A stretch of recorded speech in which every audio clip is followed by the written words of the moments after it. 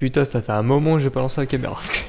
Pour ceux qui me connaissent pas, moi c'est DevWorld, Mathieu pour les intimes, j'espère que ça va. Pour ceux qui me suivent pas sur TikTok, j'ai publié énormément de contenu, très régulièrement, quotidiennement, une vidéo par jour à peu près, n'hésite pas à t'abonner. En parlant de ça, on est bientôt 4000 sur la plateforme, ça fait extrêmement plaisir, 4000 passionnés d'informatique, de dev, ce que tu veux de programmation, le kiff. Sur pas mal de vidéos, on m'a pas mal posé de questions, des questions qui sont plutôt intéressantes à mes yeux. Ma façon de pratiquer, ma façon de coder, on m'a demandé aussi de faire des versus, ce sera pas disponible ici les gars, mais du coup j'ai sélectionné quelques questions et on va simplement y répondre aujourd'hui. C'est parti. T'en penses quoi de Kotlin?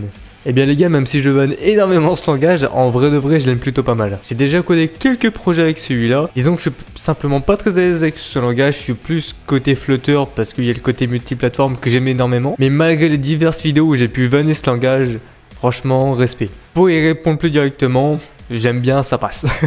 Comment as-tu appris le dev? Alors ça, vous êtes nombreux à avoir posé la question. Eh bien les gars, la réponse, elle va être toute con, mais j'ai fait des études.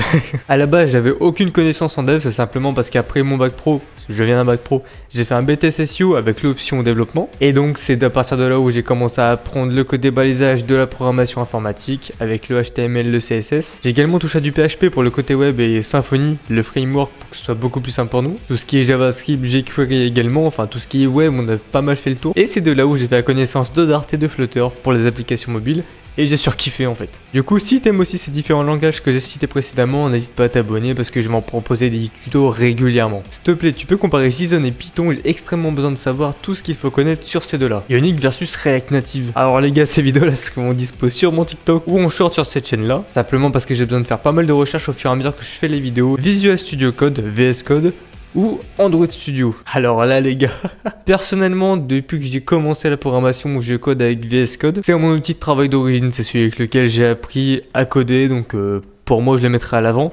Même si je sais qu'avec Android Studio, il y a énormément de fonctionnalités en plus. Il y a par exemple des émulateurs qui sont déjà pré-intégrés si tu commences à coder des applications mobiles et si tu veux te faire kiffer sur une app en fait. Je sais qu'il y a pas mal de trucs déjà disponibles sur Android Studio et que les gens le préfèrent à lui, mais personnellement je reste sur Visual Studio Code avec mon petit Visual Studio à côté pour avoir mes émulateurs entre guillemets. C'est le top. Bon, il y a encore pas mal de questions là, mais on va pas tout faire aujourd'hui.